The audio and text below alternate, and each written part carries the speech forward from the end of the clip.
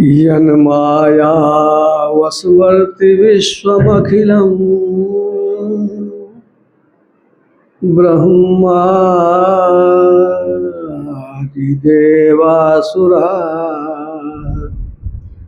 यत्सत्त्वाद् भाति सकलं रज्जौ यथा भ्रम यत्पादप्लवमेकमेवहि भवाम्भोदधे स्थितिर्षावतां वन्देऽहं तं शेषकारणपरं रामाख्यमीशं हरिं बन्दो गुरुपदकञ्ज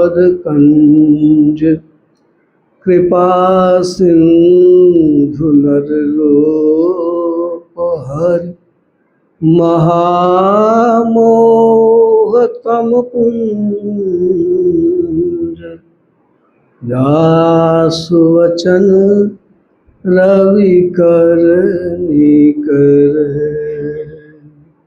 श्री सद्गुरु महाराज की जय।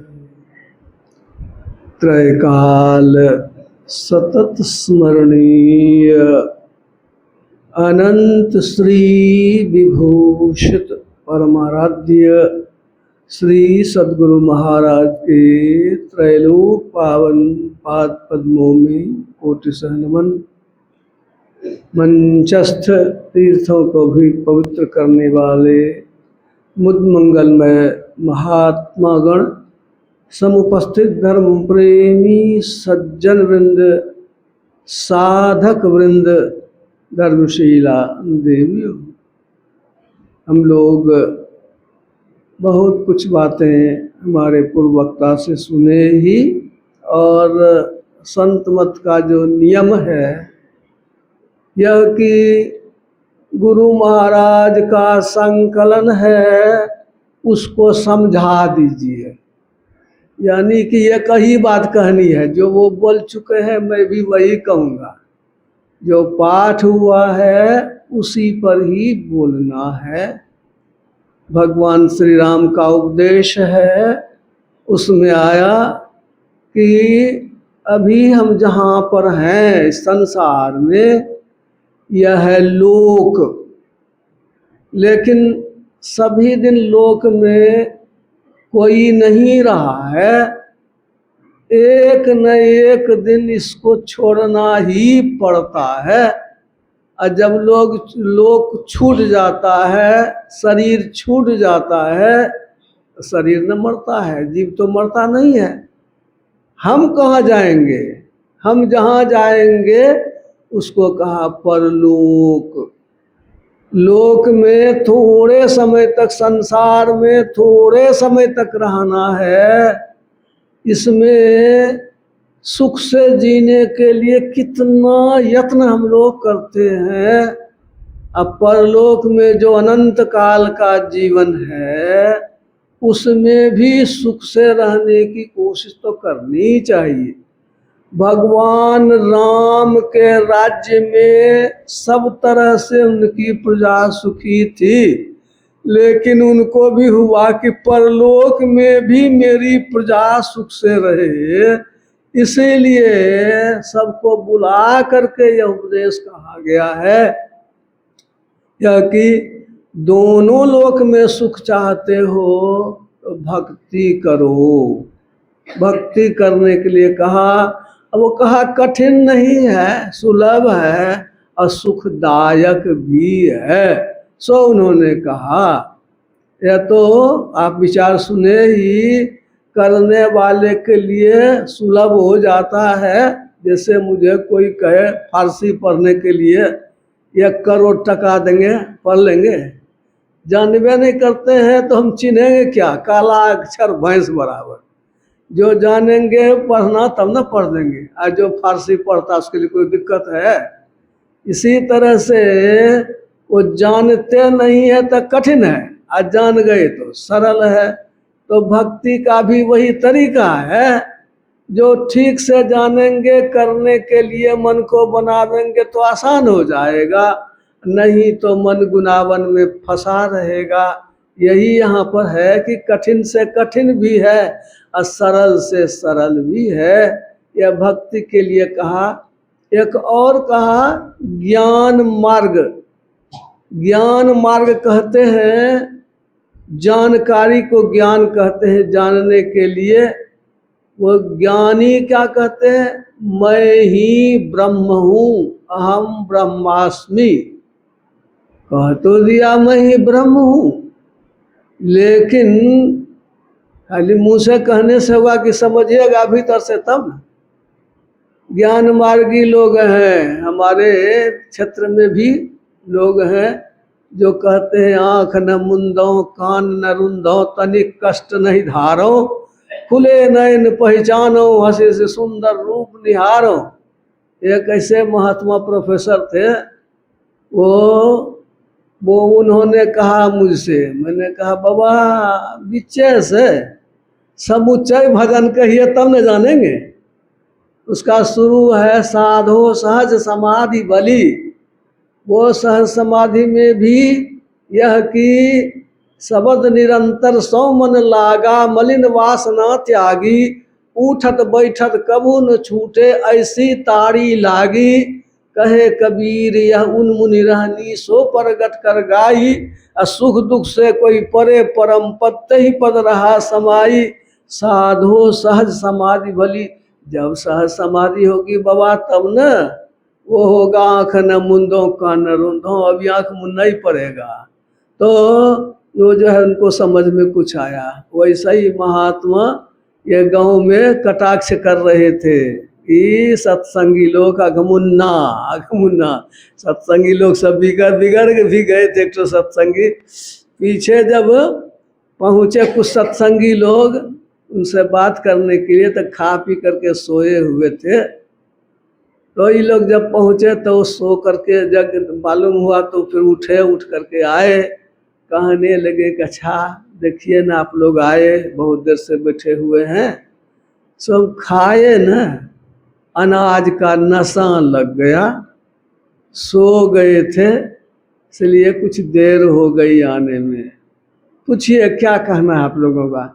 कहा यही तो पूछना चाहते हैं। तो क्या कल आप कह रहे थे कि मैं ही ब्रह्म हूँ, तो बताइए क्या ब्रह्म खाता है, क्या ब्रह्म सोता है, क्या ब्रह्म को अनाज का नशा लगता है? अब तो उनके पास कोई जवाब ही नहीं था। यानी कि यह आप तब तक नहीं कह सकते जब तक कि आप ईश्वर के स्वरूप को पूरी तरह से प्राप्त नहीं कर लेते, सार शब्द में आपकी सूरत नहीं लग जाती। इसलिए मैं ही ब्रह्म हूँ यह कहना सर्वथा गलत है उसके लिए। लेकिन वो जो है ये अष्टावक्र गीता में है, इसकी चर्चा ज्ञान मार्ग की विस्तार से चर्चा है। तो वैसा मजबूत ज्ञान होगा तब न, ज्ञान चाहिए और तब भक्ति करेंगे। भक्ति में भी जानने की जरूरत है। बैठते गए बाबा 10 घंटा बैठ गए, एक ठो महात्मा 24 घंटा बैठ गए और उठे तब हाथ गोर सीधे नहीं होता था। वो अब तो गुजर गए दुनिया से वो लोग। तो यह जो है बैठते जाइए तो बड़का ध्यानी नहीं होइएगा। मुक्ति को उपनिषद में एक श्लोक गुरु महाराज ने सत्संग युग में रखा है, उपविश्येक विश्येकं चिंतकेन मुहुर्मुहु न शक्यते मनोजेतुम बिना युक्तिं मनिंदिताम। बैठते जाइए उपविश्य में होता बैठना, बैठते जाइए आप तब तक मनोजय में समर्थ नहीं हो सकिएगा जब तक कि आप सही जुगति नहीं जानिएगा। जुगति जानिएगा तब कीजिएगा, तब होगा। यही बारंबार बैठते गए नहीं होगा, नहीं तो फिर चलते फिरते भी होगा। जुगति से करेंगे तो जुगति करे या सहजय तरे सो स्थिति होती है। इसलिए उस युक्ति को भी जानना जरूरी है। आगे कहा गया कि ये भक्ति स्वतंत्र सकल सुख खानी, यो सब सुखों की खानी भक्ति है। कौन भक्ति? का स्वतंत्र भक्ति सब सुखों की कहानी है। हम लोग कौन भक्ति करते हैं? का हम लोग परतंत्र भक्ति करते हैं। कहा सो कैसे? का हम लोग अभी स्वतंत्र नहीं हैं, परतंत्र हैं, बंधन में है। कौन बंधन में है? राधा स्वामी साहब से सुनिएगा तो वो कहते हैं पहला बंधन परा देह का, शरीर पहले बंधन है। पहला बंधन परा देह का, दूसर तिरिया जान, दूसरा बंधन पत्नी है। तेसर बंधन पुत्र विचारो, बेटो बंधन है। चौथा नाती मान, पश्चिम में पोता को नाती कहते हैं, इसलिए कहा चौथे नाती मान। और नाती के कहूँ नाती होवे तब कहूँ कौन ठेकान। और फिर कहा धन दौलत और हाट हवेली, यह बंधन क्या कहूँ बखान। चौलर पचलर सतलर रसरी, बांध लिया तू बहुविधि तान। ये कहा कैसे छूटन होय तुम्हारे, गाढ़े खूटे गरे निदान। राधा स्वामी साहब ने इसको समझाया बढ़िया से। वो पंजाब तरफ नेपाल में एक ठो है उमा साहेब, वो कबीरपंथी साधु, वो कहते थे कि देखिए पहला जो है, पहले शरीर में आप बंधन में है, 2 टांग है तो ठीक ठीक आदमी है। अब पत्नी हो गई तो 4 टांग हो गया, जानवर हो गए लदनी शुरू हो जाएगा। और एक ठो बेटा हो गया तो 6 टांग हो गया, तो क्या हो गए मकरा। मकरा 6 टांग वाला होता है। जाल बुनता है, तब जाल बुनते हैं बेटा को अरबपति खरबपति बनावेंगे, कोटा पढ़ने के लिए भेजेंगे। अब जाल शुरू हो गया बनना। वो एक ठो और हो गया, 8 टांग हो गया। 8 टांग किसको होता है?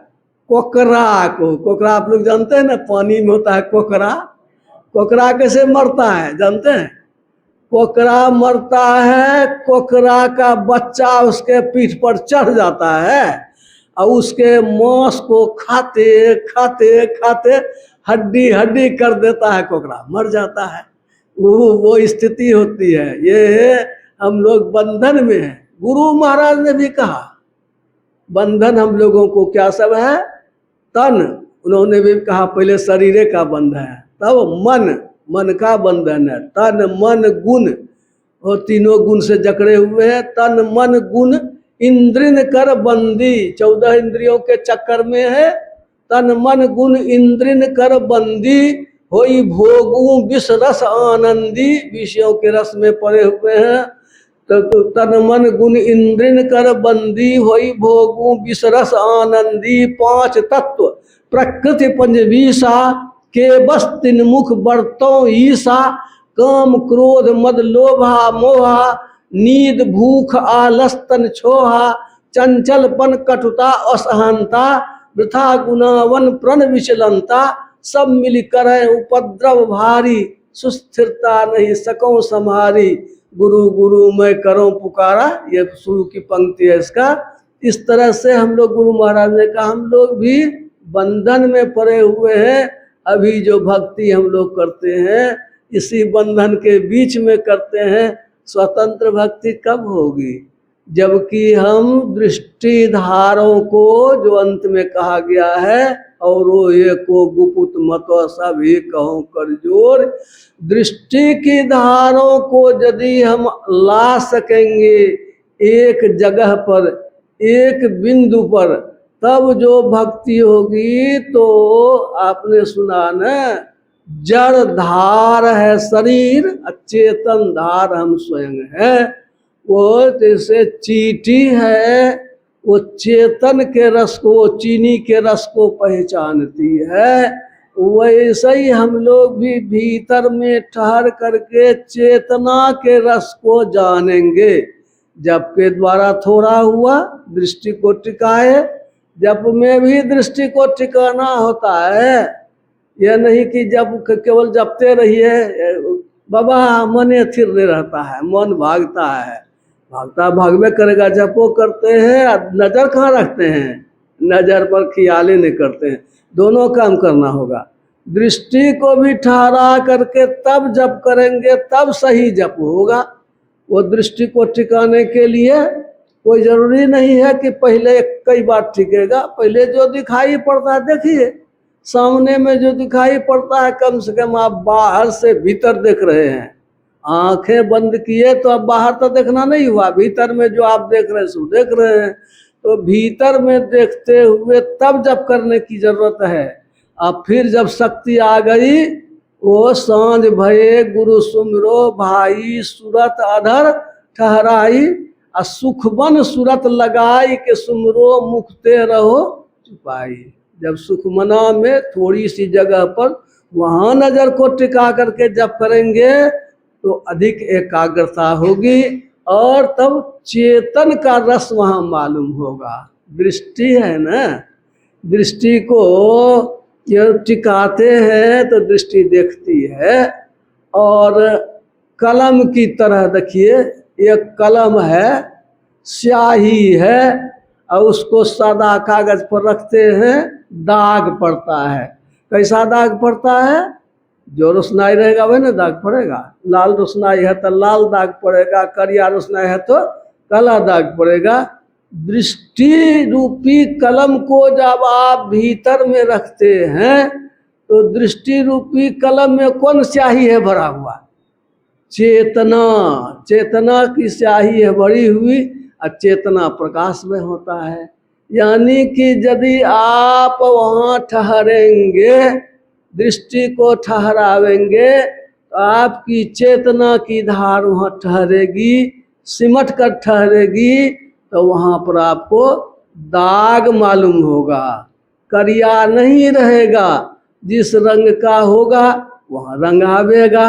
ये जो है, यह जो है कई जगह है, जैसे मान लीजिए कि तुलसी संत तुलसी साहब का जीव का निवेरा है, श्याम कंज करिया कमल, श्याम मन काला, कंज मन कमल, श्याम कंज लीला गिरी सोई। उसमें लीला का पहाड़ है, गिरी मन पहाड़, वो खेला तमाशा का पहाड़ है। श्याम कंज लीला गिरी सोई, वो क्या है? खेला का वहां पर पहाड़ है। कितना बड़ा है? पहाड़ है तो बहुत बड़ा होगा। नहीं नहीं, सो बहुत बड़ा नहीं है। तिल परमान, तिल के समान छोटा है। तिल परमान जान जन कोई, तिल के समान छोटा है, लेकिन इसको कोई कोई जानता है। कौन जानेगा? जो भजन वेद लिया है, गुरु किया है, उसको बताया गया कहाँ नजर रखो। तो तिल परमान जान जन कोई, करना क्या है आपको? छिन छिन मन को तहाँ लगावे, वहां पर नजर को रखते जाते हैं, रखते जाते हैं। एक पलक छूटन नहीं पावे, एको रति घसके नहीं, हटे नहीं, एक पलक छूटन नहीं पावे। यदि बारंबार बारंबार बारंबार आप रखेंगे छोटी सी जगह पर, होते होते होते ठहरने लगता है। श्रुति ठहरानी रहे आकाशा, वो सूरत जो आपकी है, ख्याल आपका, आपकी नज़र जो है, नज़र के साथ आप हैं, वो होते होते वहाँ पर ठहरने लगता है। और तब क्या मालूम होता है? तिल खिड़की में निष्दिन बासा, वो तिल मालूम, वो छोटा सा दाग मालूम पड़ता है। और वहाँ पर आप रात दिन अगर ठहरेंगे, तिल खिड़की में, निशी मन रात, दिन दिन हुआ, निष्दिन बासा, तिल खिड़की में निष्दिन बासा। तब क्या मालूम होगा? गगन द्वार, आसमान का रास्ता वहाँ दिखाई पड़ेगा। गगन द्वार कैसा झलकेगा? गगन द्वार दिशय एक तारा, तारा की तरह मालूम पड़ेगा। शाही बाबा एक भजन गाते ना हम लोग, गुरु जुगती से ताक गगन में, तब झलके एक तारा रे। वो तारा तब झलकेगा। और वह जो है आसमान का, प्रकाश मंडल का वो दरवाजा है, सो कहा। तो उस तरह से आगे बढ़ते हैं। तो और उसकी चर्चा हम लोग बाद में और कई दिन तक इसी विषय पर बोलना है। इसीलिए यह जो है वो सूरत ठहरती है तिल खिड़की में, रात दिन ठहरती है। तो वह मालूम पड़ता है यहाँ पर भी वो जो अंतिम में इसी की चर्चा की गई है। तो यह जो है इसको ये जो ऐसा जब ठहरते हैं, चेतना सारे शरीर से सिमट करके वहाँ चली जाती है। जैसे नजर ठहरती है, वो ठहरती है पहले। वो जैसे कोई कुआं में गिरा हुआ है, रस्सी दे दीजिए, ऊपर में बढ़िया से बांध दीजिए, तो पहले रस्सी पकड़ेगा तब ना। तो पहले तो रस्सी पकड़ेगा, और जब रस्सी पकड़ा खूब मजबूती से, तो वो जो है तनता है। रस्सी चढ़ाए बड़ा नहीं रहेगा, तन जाएगा। अब तान रहे मजबूत, रस्सियों रहे मजबूत, इतना मजबूत हो कि संपूर्ण शरीर को संभाल ले, तब ना आगे उसके शरीर को रस्सी के सहारे आप कुआं से बाहर निकलेंगे। कैसे? रस्सी तनेगी तो आगे निकलेंगे, ऊपर चढ़ेंगे। ठीक इसी तरह से दृष्टि की डोर तनेगी, दृष्टि ठहर जाएगी। टकवा ताकन दिए बताई, तिल खुली तिमिर फटी, घटवा घोर रे अंधारी, श्रुति अंधरी भई। गुरु महाराज ने कहा ये टकवा तान की स्थिति वहाँ होती है, और इस तरह से आगे बढ़ने की बात वहाँ पर कही जाती है। तो शरीर का, संसार का से जो ख्याल लगा हुआ है, वहाँ से सूरत हट करके अंतर में चली जाए। एक किताब है हमारे प्रेमी भाई लोगों की, सत्संगी लोगों की, उसमें उन्होंने लिखा देखिए तो जपिए नहीं, जपिए तो देखिए नहीं। वो वहाँ गलत लिखा हुआ है, आप लोग पढ़ करके भरमिएगा नहीं, इसीलिए मैंने कह दिया। ज्ञानाभ्यास कैसे कर किताबें का नाम है, लेकिन उसमें यहाँ गड़बड़ है लिखा हुआ। इसलिए वो सुखमन सूरत लगाई के सुमिरो। सूरत कैसे लगाएंगे? दृष्टि ठहरेगी तब ना। देखना भी होगा और जपना भी होगा, दोनों काम। जहाँ तक जरात्मक मंडल है वहाँ दोनों काम हो सकता है। 65 ईस्वी में गुरु महाराज थे बैठे हुए, छोटा सा सत्संग मंदिर था, कॉलेज में पढ़ते थे सब लोग। तो बैठे तो यही प्रश्न पूछ दिए गुरु महाराज से। मैं वो बैठते थे, गुरु महाराज कुर्सी पर बैठते तो 2 4 5 लोग तो रहते थे कि जो दोनों काम कैसे होगा? देखना भी होगा और होगा तो डांटे, पढ़ता नहीं है। सत्संग योग में 70 नंबर के पारा में है लिखा हुआ, विविध सुंदर दृश्यों से सजे हुए मंडप में देखना भी होता है और सुनना भी होता है। जरात्मक मंडल जहाँ तक है दोनों काम होगा, इसलिए दोनों काम का तीनों काम होगा। बाल रसानंद जी महाराज का सत्संग योग में है वो ये जप योग, उसमें लिखा मानस जप तो जप का प्राण ही है, इससे साधक का मन आनंदमय हो जाता है। दृष्टि नादानुसंधान के साथ साथ यह जप करने से बहुत उपकारी होता है, साफ साफ लिखा हुआ है। तो कहने का यह मतलब है कि नादानुसंधान में 2 काम तो पहले से है, देखना और सुनना, और तीसरा काम हो गया जपना। मुझे भी लगा तीन काम कैसे होगा, लेकिन नहीं, मन जबरदस्त है, कर लेता है, तीनों काम कर लेता है। तो इस तरह से सत्संग योग में गुरु महाराज ने बहुत सारी बातें इस तरह से समझाई हैं, समझाया गया है। तो हम लोग उसको अध्ययन करेंगे, पढ़ेंगे, तो रास्ता हम लोगों को मिलता जाएगा। इसीलिए कहा भक्ति स्वतंत्र सकल सुख खानी है, लेकिन कैसे मिलेगा? बिनु सत्संग न पावहि प्राणी। सत्संग करेंगे, वो उसमें सुनेंगे, समझेंगे, विचारेंगे, तो उस पर अमल करेंगे तो वह काम होगा। बिनु सत्संग न पावहि प्राणी, और पुण्य पुंज बिन मिलहि न संता, सत्संगति संस्कृति कर अंता। पुण्य एक जग मह नहीं दूजा, मन क्रम वचन विप्र पद पूजा। विप्र कहते हैं जन्मना जायते शूद्र, जन्म से सब शूद्र ही है।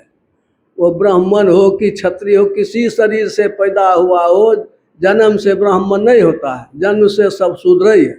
लेकिन जब भजन भेद मिलता है, गायत्री मंत्र मिलता है, दृष्टि साधन की शिक्षा मिलती है, तब जाकर के वो जो है वो द्विज होता है, दोबारा जन्म हुआ उसका। वो जब तब गिनती हुई, ज्ञान भूमि में उसका जन्म हुआ, इसलिए संस्कारात द्विज उच्चते। तब पढ़ता है विद्यार्थी, वेद पढ़ता है, वेद में बहुत से ज्ञान की बातें हैं, ज्ञाने की खाली बात नहीं है वेद में। वो रोगों पानी इलाज और ये जो हवाई जहाज सब चला उड़ाने का की भी विद्या वेद में। आजकल तो सबके मोबाइल में वेद है, चारों वेद आप डाउनलोड करके देख सकते हैं मोबाइल में। तो उसमें देखिएगा कि ज्ञान का सचमुच में भंडार है उसमें।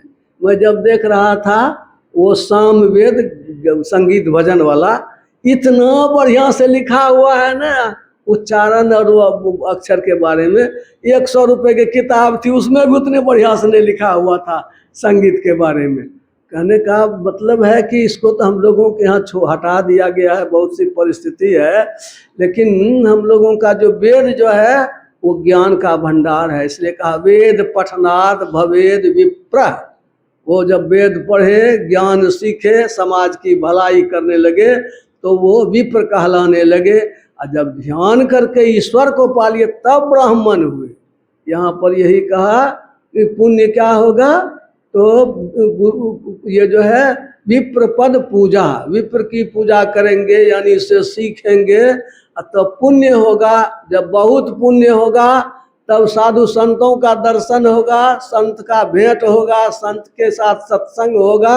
और जब बहुत सत्संग होगा तब जाकर के यह ज्ञान भी मिलेगा संतों के द्वारा।